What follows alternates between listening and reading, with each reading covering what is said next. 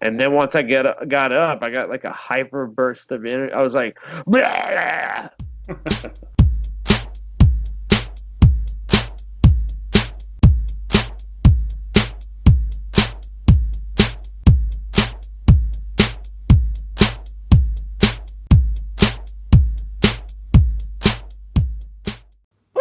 Ooh, Woo! scared me. No, I got it. It's number 3. Number 3. Three, 3. the third 3. episode. The 3rd episode. Episode 3. Uno, Jeff and dos, Dirk Show. tres. What's up? Tres. What's Oh my up? god. Oh my god. What's happening? Oh, it's been a whirlwind. It's It's very been a real. whirlwind. Very It real. is the end of September This is the already. Jeff and Dirk Show, number 3. I'm sure in It is. Jeff's part of the world, he has a normal fall happening right now, but No. I am still like 95 It was and 80 counting. degrees. It was 80 degrees and it was like humid out today. We're like, what? What's going on? It's Yeah, weird. Yeah, it's been a weird year. I've Maybe. been looking at the weeks in advance, and I have like the 10-day week, and Yeah. it's all nice. It's all 93 I don't know. for the next week. So, Ours whatever. is rain and some warm and then cool weather, but the leaves are changing, so it's getting cold. It's going to get there. Why even buy Descent into Avernus if I live in it already? See what I'm saying? I'm already here. I don't need to descend into it. So, I don't know. How was your week? It was great. How was your week? Mine was busy. It wasn't great, but it was. I know you. That was a whirlwind. Ghost Jeff this week. Yeah, dude, it was. I put on my docket that I've been playing WoW Classic, and I'm still playing it. It seems like it's the only thing I've been playing. Yeah. Until the other day when I got so pissed off at work that I called in sick. I was like, I'm done. I'm sick. I'm done. I know exactly how you feel, my friend. I am not dealing with this shit anymore. And so took a nap and then I started playing the Zelda Link to the Past on the SNES. Oh, nice. I was wondering because I thought it was Link's Collection. Awakening that you were. No. But Link to the Past is awesome. It's one of the best Zelda games. It is good. It's funny playing it now in retrospect after playing some Breath of the Wild because I start to see a lot of the symmetry between the two games. And I'm like, I bet you this is what they were envisioning when they built Zelda, is when they were building out the characters for Zelda with Zelda and Link and what was it, Karaoke Village and all that Impa. Yeah. They were envisioning what we have in Breath of the Wild now. So you look at Breath of the Wild, it was like, this was their vision. Fleshed out. But it's so nice playing Link to the Past. And it's fun because, again, there's very little. It's very much like Breath of the Wild where they sort of tell you what you have to. They do tell you what you have to do, and they mark it. But it's not like other games where like, why haven't you gone to this temple yet? Why haven't you gone to this temple? They need you in the temple. You need to go. They don't give you that sense of urgency. Like you have to go do this. You have to go do this right now, and don't do anything else. Right. It still allows you to. It wasn't open world, but it was the early stages of what open world was going to be like. It was groundbreaking. I mean, nothing had happened. Nothing had existed like that up to that point. I mean, I feel like so many games changed or that came after it were so different that owed itself. Their success was owed to Link to the Past because it set like that idea of you have an open world, but you got a narrative within it. You don't exactly have to go to these things, but if you want to move the quest forward, you do it. But it's also like, in order to do this one thing, you have to do this other thing. But you're going to have to revisit parts of the world to do it. Yeah. And it's not heavy-handed in your face. Yeah, like, right. Do this. The whole Zelda thing, I think, it was groundbreaking. For what it is, it was groundbreaking because playing the original Legend of Zelda, I remember playing it, and you had no idea. You got this big world map that came with the cartridge, and you're like, gold cartridge. You're like, what do you do? I don't know. Let's go in this this cave, and this old dude wants to give you a wooden sword. Awesome. Okay, now what do I do? I don't know. But yeah, so it's been fun playing that. I've been playing a little bit of WoW Classic. I've sort of been taking my time on it. I still enjoy it being extremely difficult and hard, and watching the people that were playing with me. They were all jumped on it. They made it to about level 20, and then they hit that level 20 wall of it starts to become a grind, and it sucks. And they went to the retail side, and I haven't seen them since. Like, okay, bye, Felicia. All right. But no, that's been good. And then that's cool. I've been trying to watch more like HBO. I was excited about this, that I saw it on the doc, that you are watching this, because I can't wait to jump into it. So, dude, you started really it? Good. Yeah, I'm in episode 4. I'm up to episode 4. I can't wait. I love all of the actors in it. I mean, too.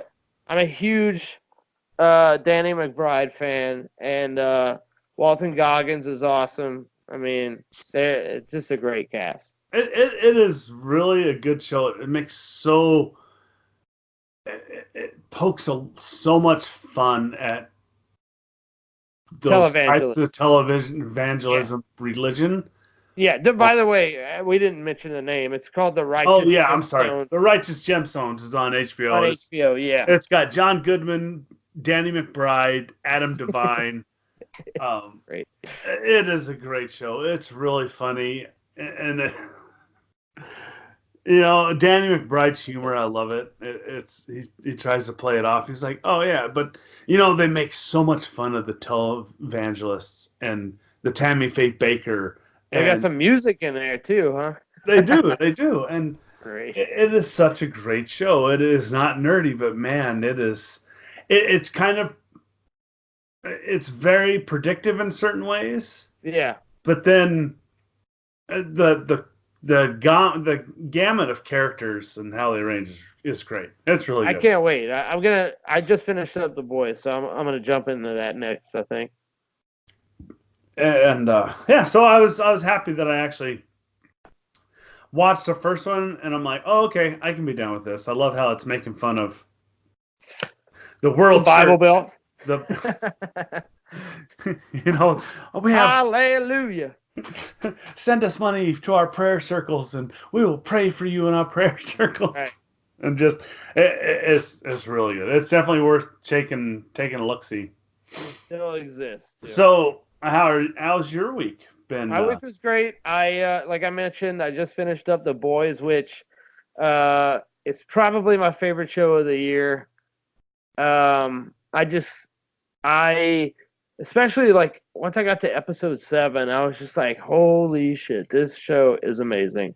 Carl Urban, who played, I forgot the character that he played in Lord of the Rings. Mm-hmm. Maybe somebody out there can help me out. Yeah, somebody will. Yomer. He played Yomer. Who's Yomer? I don't remember. He appears in Two Towers and Return of the King. He's with Theoden.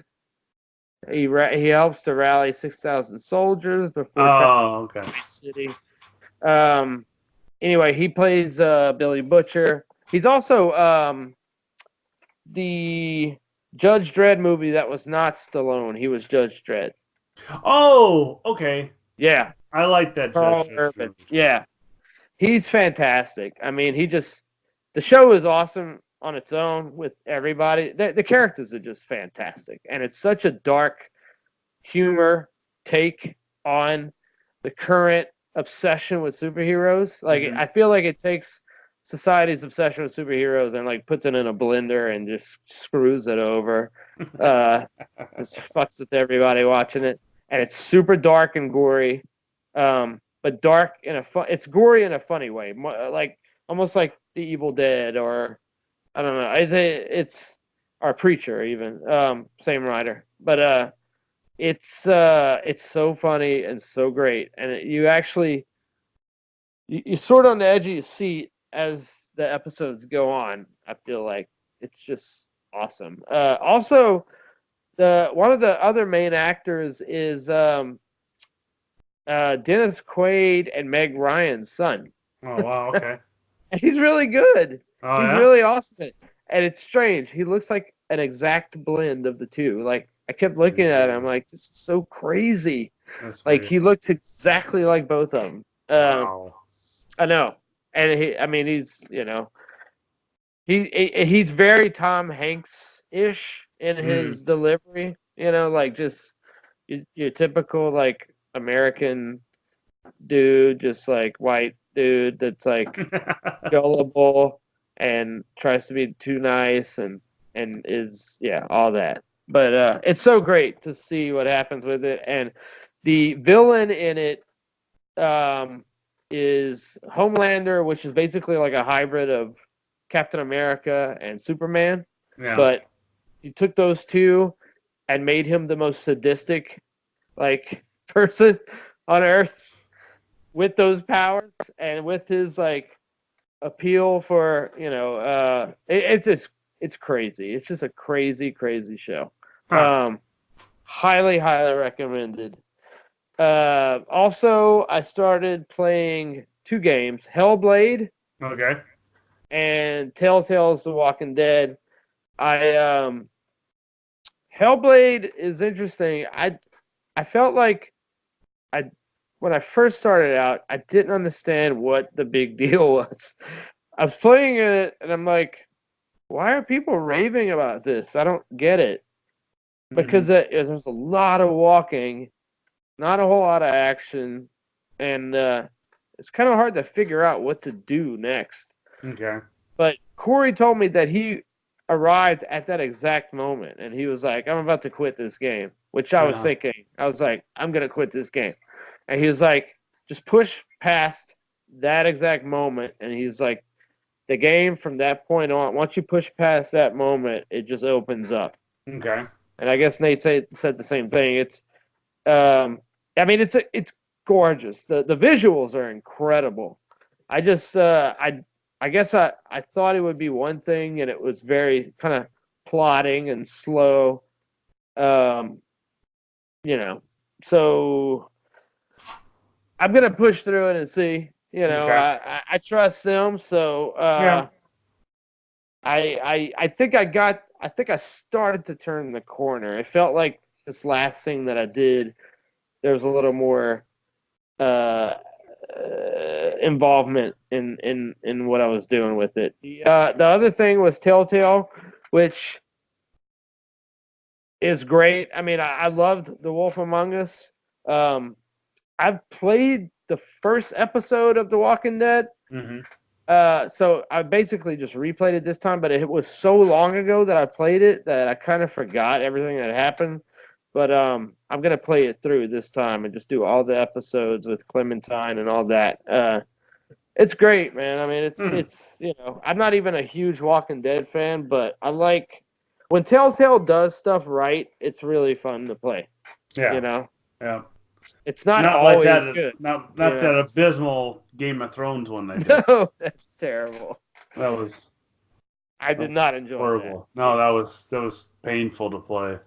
Right, but I don't. As much as I do like the Walking Dead one I'm playing, I still like Wolf Among Us better. I felt like Among Us had a better story, but I'm sure I'd get some. I think a lot of people said that. Yeah. So in certain sectors, I've heard. I'm sure I've heard a lot of people like that. Wolf Among Us Us better, than the Telltale than Walking Dead. I love the story in Wolf Among Us. It's just great, It's crazy vulgar and weird, and you don't want to have kids around, but yeah. Okay. So you didn't get on the Borderlands 3 bandwagon that seemed to like that in Control? Man, there's so many. The thing is, like, those games, I'm trying to wrap up the ones I have now before I jump into anything, because I know that, like I really want to play Greedfall, right? Like, the more I watch the gameplay of it, and the more I hear about the comparisons to Witcher and all this other stuff, and see it, I know that I'm probably gonna love it. I also know that I need to be able to cut out time for those games, you know. So I figure I would just blast through Telltale. I don't think Hellblade's very long. So the second I'm done with Hellblade, I'm gonna get Greedfall.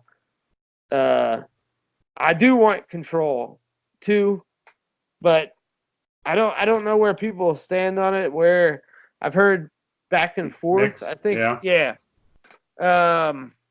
But it does look awesome. I mean, we got some good games out right now. Are you planning on anything next? I haven't. I'm sort of in a holding pattern until the spring is what I'm thinking. I mean, I haven't. Yeah. I've been kind of too preoccupied to pay attention to what games are coming out right now. Right. Because I've just been a little busy, and yeah. So, but I've been sort of setting my eye on the price. I'm setting my eye on the price for when Cyberpunk comes out and Last of Us 2, if it ever comes out. You know, and those games. You know, I haven't even paid attention to the talk about Death Stranding. That supposedly we know what the game is about too, but right. So I don't know. It's kind of a weird state. I think I'm sort of subconsciously trying to preserve my PlayStation 4 and have it hold out long enough for the 5 to start being, I can't worry about announced. That. So I'm just sort of holding back, I think. Yeah. I don't know. Last of Us leaked. I don't know if you saw, but February 28th. Yeah. That's what I've heard. February 20th. At least it was a real day. Yeah. Yeah. I mean, I can't, like, I can't think about games in the future, because if I do that, I won't play anything. I just gotta roll. I sort of do. I usually don't. I'll forget about games until they're released because I don't want to get myself psyched up and then feel just sort of down because they're not out yet. Yeah. And I think that's why I'm a Cyberpunk is I was just fired up when I saw it because I love the environment, love the world. And then now it's just like, I don't want to wait. Yeah. I just want it to be out now. And I kind of wish they would just launch Last of Us 2, but we'll talk about that later. All right. Cool. All right. Well, those are weeks. Kind of short this week.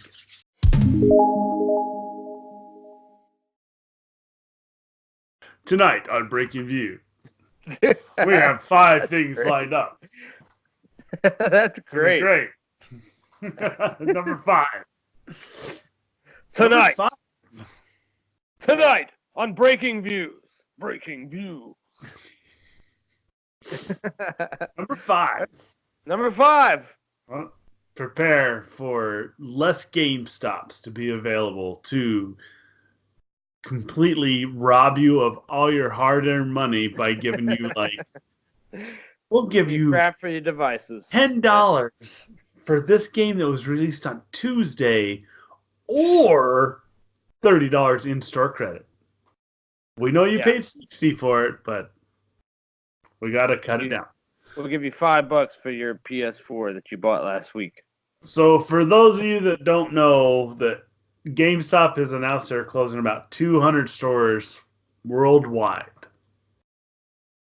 And they might be redesigning their current stores, right? Well, they're gonna make it like a hub.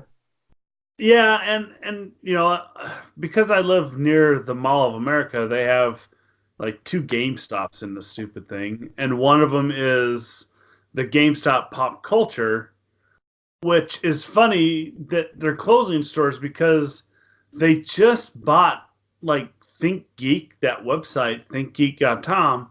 Yeah. They gave all their remaining stock and everything to GameStop, and GameStop was gonna,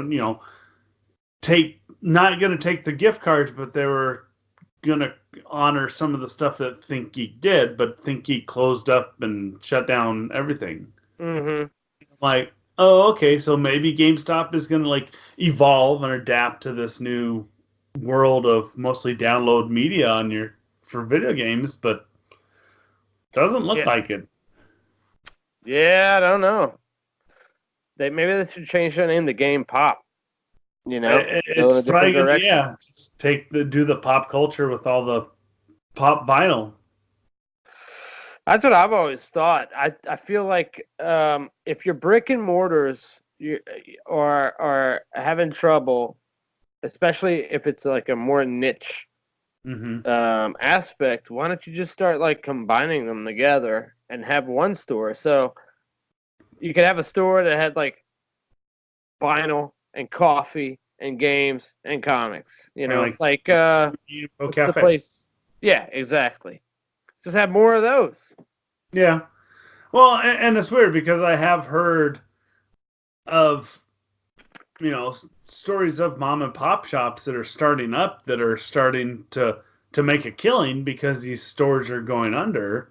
Yeah. But I think a lot of ones I've seen become very popular recently is we have a place called the Gaming Goat here, and then we also have the headquarters for Fantasy Flight Games, which makes like X-Wing and a lot of the TTRPGs and a bunch of tabletop games and I'm starting to see a lot of those that are holding not only like Magic tournaments, but they're holding weekly tournaments and contests and stuff like that, because I think folks are starting to want to get back to the social aspects of gaming, but not connect online.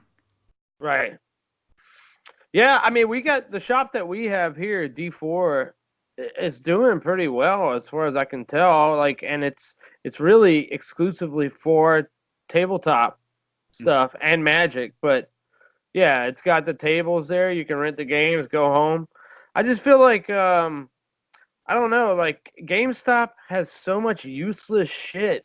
Yeah, so much merch that nobody is buying or wants, or it's like you got so much clutter. Why are you spending what are you doing with that? Like, you don't need that. Cut that away, get rid of it, and focus on something that will bring people back to your store.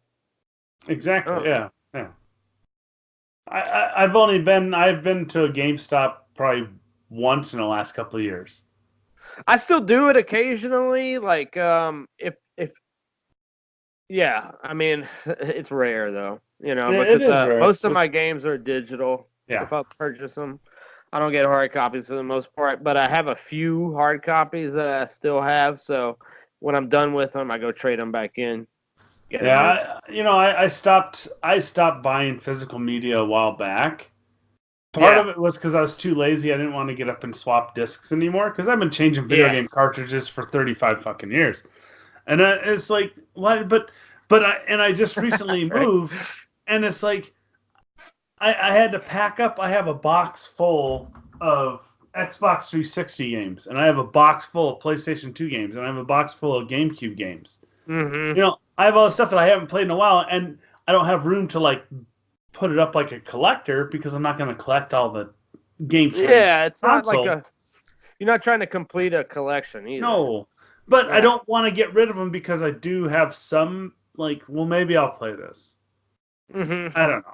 I probably won't. I probably won't ever. But it's better in the long run for me now to just go digital, because if I need space, I delete it. If I want to play the game, I have to download it again. That's fine. But it's mine now until company goes under or something. Who knows? Oh, it's actually it's great. I didn't believe in the digital until you guys sort of pushed me in that direction. Once I started doing it, I didn't look back.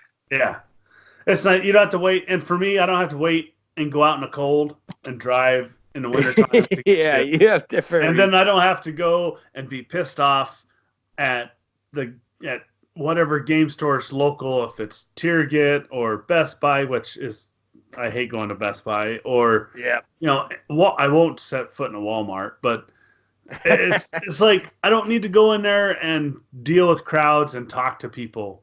It's true. That humanity is so give you like a judgment, like, what's this old guy buying this game for? He shouldn't be playing video games. The less humanity, the better. I say. Exactly. Number 4. Hit it. This is interesting. I like Ubisoft, and It's funny having signed up for the Uplay streaming service, basically that Ubisoft has developed. It's not a streaming service; it's more of like a Game Pass, where you pay a flat rate and you get access to 100 Ubisoft library games in its library. And it's funny how there's games in there. I'm like, wow, Ubisoft made this game. I didn't know that Ubisoft made this game. Like the submarine simulator, submarine simulating games, Silent Hunter. What? They made that. Yeah, I got it right here. I'll even pull it out real quick because I actually have it right here. That is right here. Wow. Ubisoft, yeah, and it's a World War II diesel submarine simulation. And I was like, what year was that? Oh shit! Got to be early, huh? Look at the packaging. I mean, yeah, it's got to be. I think it was like 2007. 2007, yeah. Oh, God. It's around 2007 because there's a thing in here, an ad for Sequest on DVD. Yeah. Wow. So, but so Ubisoft is back to what we're actually talking about. Ubisoft saying that it's not going to create smaller games. It wants to focus its genre or its game development around long-winded games like Assassin's Creed Odyssey, which is 60 plus hours to complete the game. Yeah, right. They want to go for the long haul because they say that they want to put those games within the big games. They do, and they say that gamers that play the games want to be more invested with the time. And I'm like, I can sort of see that, but I don't always want to have to play an epic fucking game. That's true. I want those filler games. I want those small little happy 15, 20-hour games. But they're guessing that you're going to go to somebody else for that. They are, but then it limits how many games at Ubisoft I'm going to buy. Well, yeah, I mean, maybe they see it like that where they figure they don't have to make a whole bunch. They prefer to just make fewer, longer games. It took me 3 years to beat Watch Dogs 2. That's great. And then Legion's probably going to be even bigger. Oh, dude. And I don't know how many hours. I think Watch Dogs 2 I probably put in 30, 40 hours on that game. I still want to play. They're fun. They're fun. It was a good storyline, and I played it. There wasn't huge gaps between playing. Well, there was, but it wasn't where I forgot the story. I could jump back into it and pick up immediately where I had left off with the story because some of the missions, like Watch Dogs 2, some of the missions were really funny. Right, and they were memorable. They're poking fun at the tech industry, kind of like Silicon Valley. Yeah, right. And they're poking fun at like Google and Apple. It was great. It was great. Some of the stuff you did. That's great. So I mean, I think it's a case of some people will not be happy with that. Other people will be just fine. I land on the side of just fine just because I know that even though I'm not going to play all these long games to completion, obviously. Well, you know what? I kind of do side with you, Jeff, a little bit. I do prefer a sort of a mid-range length instead of it being... Now, Cyberpunk, don't get me wrong. Something like Red Dead or Cyberpunk, that... I don't have any problem going 60 hours or 90 hours. Red Dead went way too fucking far. Right. And I haven't finished Red Dead. But the thing is, Ubisoft, they don't have a stable like that, in my opinion, at least. I mean, they got good games, but nothing that has that same narrative or immersive world like something like Red Dead or Witcher or, Yeah, no, they don't. Well, they do with Assassin's Creed. If you look at the whole over arc of Assassin's Creed, they do have that. And I used to be really down with Red Dead until I played GTA 5 and then go back and play Red Dead Redemption. And it's same fucking game, just reskinned in the West. And that pissed me off. It really just torqued my gears. I'm like, Fuck you.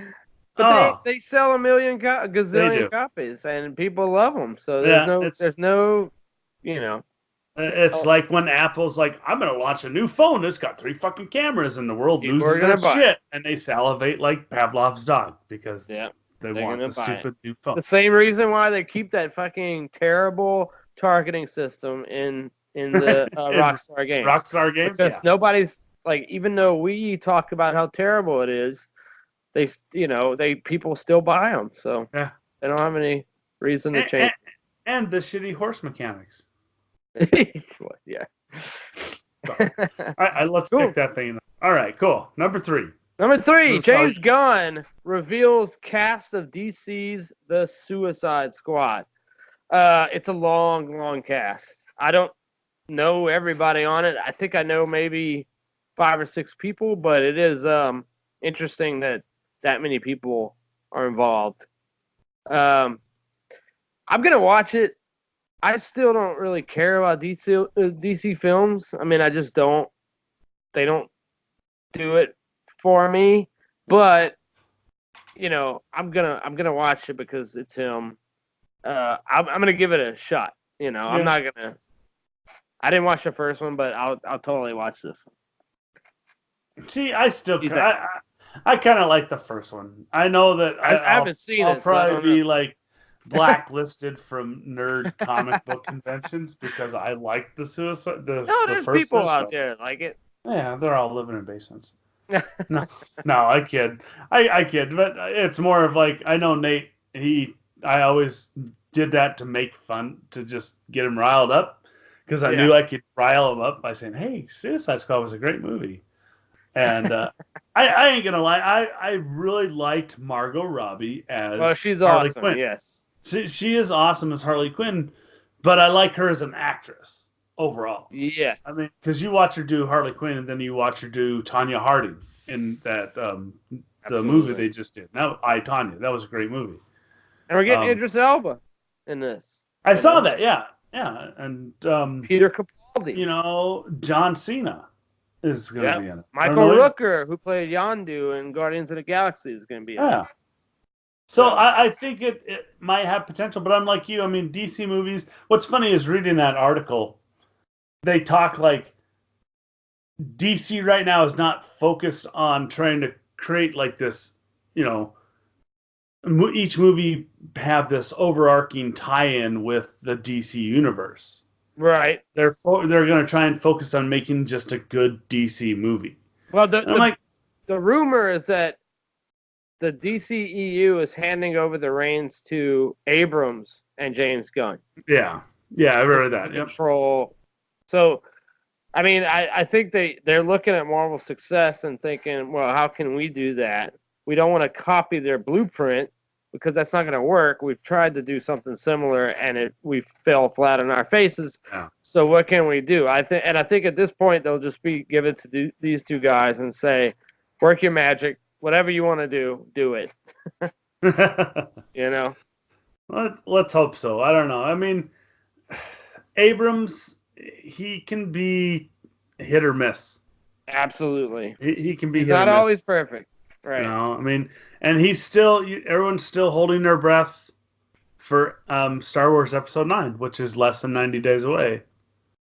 Yeah. Because he came back to take the reins. Good, to finish it off. Stick the landing. As much as I was glad that they launched, a new Star Wars movie 40 years later, then after watching Force Awakens a couple of times, the sheer awesomeness of a new Star Wars movie that wasn't directed by George Lucas was great. But then you're like, man, it is very, very, very similar to Episode 4, and I don't know.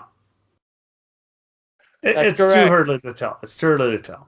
But we'll see. I mean, look, I'm going to give Gunn a shot because I've liked everything that I've seen in his catalog up to this point.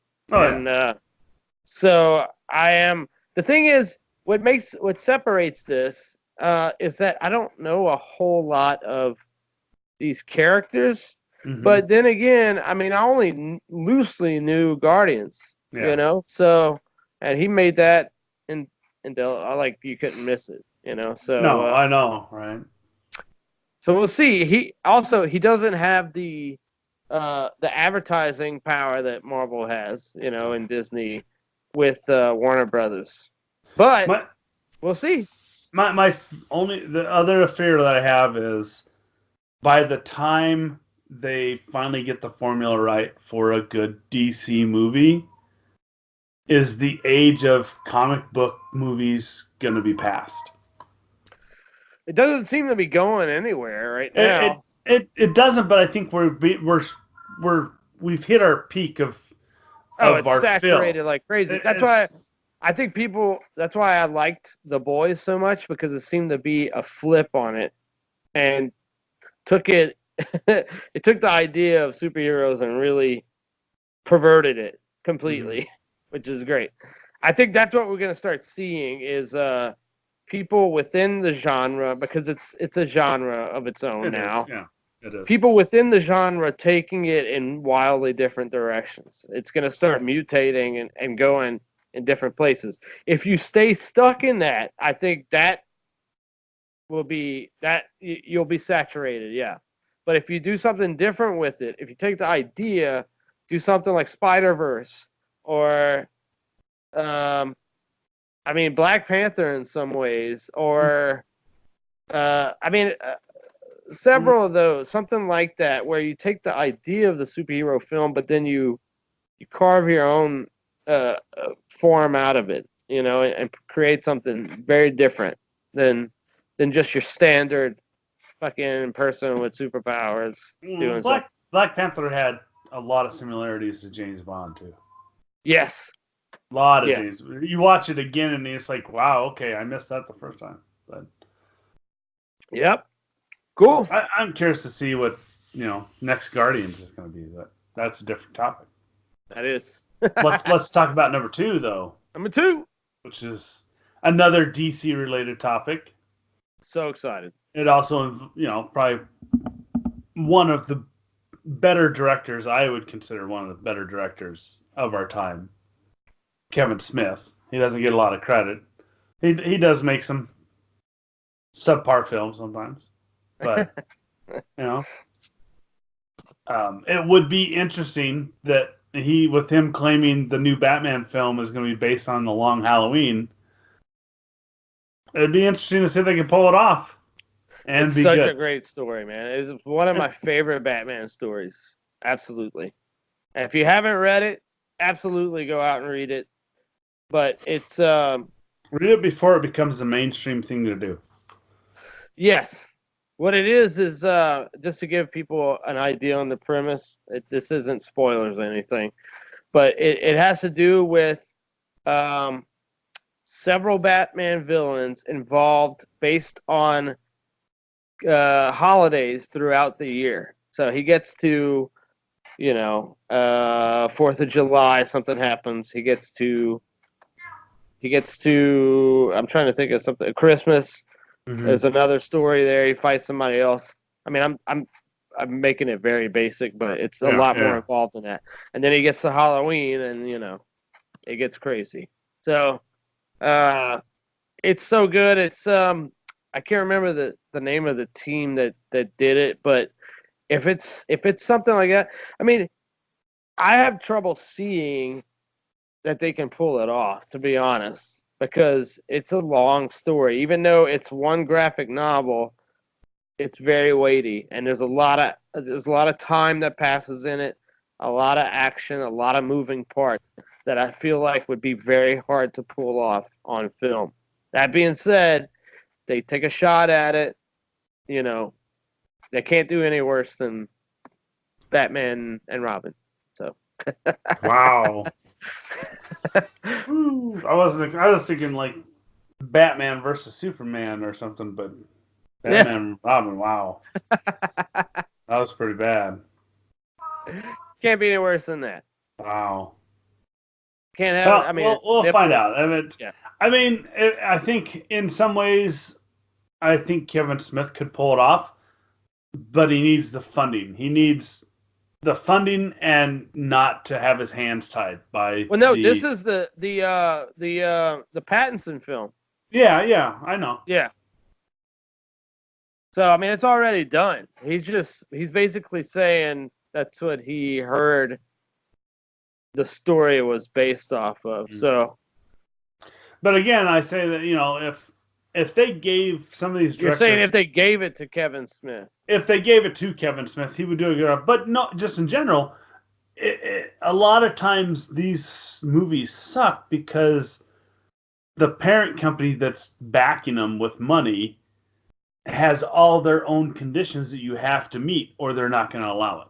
Right. And most Hollywood directors sit there and they follow the money. There's only a few that don't do that, and they do great films, but then they get blacklisted. Look at Spike Lee. Yeah, right. He doesn't count out anybody.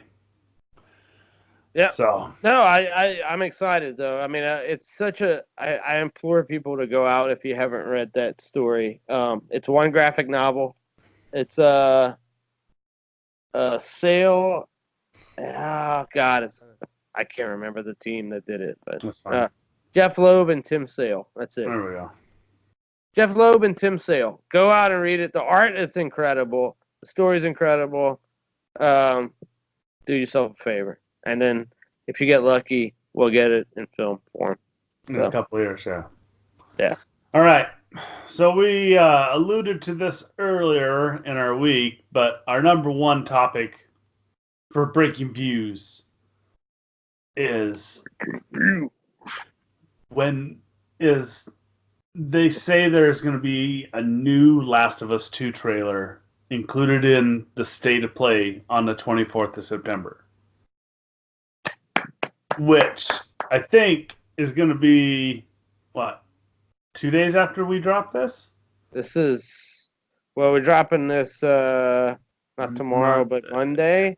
So it'll be Tuesday. The day after. Yeah, it'll be the Tuesday after we drop. So you're listening to this? Tomorrow. It'll be tomorrow. By the time you're listening to this, you might catch the State of Play the next day. It might be the day you're listening to this. Or you're watching this. We have both. Correct. So get hyped. Get super hyped because it was IGN did like a whole recap. It was very spoiler recap of the story thus far for Last of Us. Yep. And in that exciting montage, it was very spoiler what happened in Last of Us. Yeah, I think Nate said he wasn't gonna watch it, or he's not gonna watch. Yeah, he's trying. He's hard pressed if he's gonna watch the State of Play because he doesn't like trailers. But at the same point, I'm watching it. I'm watching it too. if I'm ready to be, it's worth the wait. Naughty Dog is not going to ruin fans' anticipation with. Oh no, that's what I'm saying. I'm not breaking open. They're not going to do that to us. I mean, granted, there's been spoilers, not spoilers, but some loose lips dropping like potential release date, which looks like possibly February 28th next year. Mm-hmm. Sinking ships. Yeah. Yeah. But I don't know. I'm super excited. And watching that montage tonight, I want to go and play through Last of Us just to get ready for when it re-releases because the story is so good. It is. It's such a crazy game because it makes you feel like, well, this feels like a very typical, zombie, alien, kind of action game. And then, it just flips a switch at some point, and it's like, oh my God. And then, oh my God, you become so invested in the characters and their development. Yeah. And their relationships. You're like, damn. Absolutely. And then you end up crying at the end of the game, and you're just like, no. Beautiful. Cannot wait. So if you haven't played Last of Us, pick it up, remastered, PlayStation 4. Do it now. It's probably cheap. It is worth the time and effort to play that game. I'm super stoked for it, and I remember us being teased. What was it? 2 years ago at E3, where they did the trailer, they showed some gameplay of some clickers and this campsite and craziness. That was insane. And then That was an insane trailer. Yeah. And last year with Ellie, and it's like, oh man. Yes. Cannot wait. So, Tuesday, looking forward to it. I will actually mark on my calendar to watch State of Play on Tuesday. That's it. Not doing Breaking views. Breaking views. Breaking views. Breaking through your views. There you go. 5305. All right, wrap up. Oh yeah. Let's do this. We should have just rolled into it. 53:30. Start. All right. Well, thank y'all for stopping by. The Jeff and Dirk Show, episode 3. In the books. That's it. We'll see y'all again in 2 weeks. Our new schedule, of course, if you're not familiar with it, is we'll be every other Monday. So BBBC will be next week. And then you'll see us again in 2 weeks from now. So if you want the comic book news, hit us up there on the other show. If you want news for everything else, hit us up here. Everything else. If you want to hear something news, we'll bring that in. If you want to learn about how to build a fire pit, I can show you how to do that. Also, you'll learn. If as I toy with not getting Descent into Avernus, my mouth waters while looking at it, but I know that it's not a good idea to get. Well, I'll fight that battle publicly online for you to see.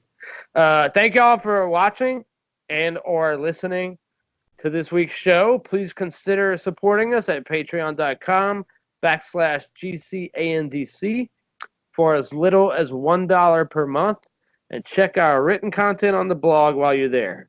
All that written, we have novels that we've written so much. You can find us on Twitter at GCANDC. That's for sure. And that Twitter account's been blowing up lately. It's hot. Oh, it's constantly. I just can't even read half I can't even read half of it. It's so fast. And then we also got our Discord channel. We got a few folks that like to post on there. It will satisfy any D&D, everything. I post articles in Discord all the time. And Facebook group. I've been seeing a couple of folks jumping on our Facebook group lately. That's where we get the most action. We've even gotten a few hack spam accounts have been joining our group now. So I know that we're coming full circle now that we're starting to get those in there. Absolutely. I had somebody that asked to join. They just started their account 10 days ago on Facebook. I'm like, that's so kind of you to try and join our group. You're not going to get in, but I'm glad you stopped by. Thank you. And you know what? We will work on the merch. We had to discontinue. Right. So the old Comically Gaming merch is going to be a collector's edition. You mark my words, in 30 years, they're going to be sought after. They'll be like, what is this? Where can I get one of these? Aliens. Yes. That's right. And we will keep you up to date on the Games, Comic, and Culture store at teespring.com. And appreciate everyone joining us this week. If you're watching us, peace. If you're listening to us, drive safe. Drive safe. Later. Later.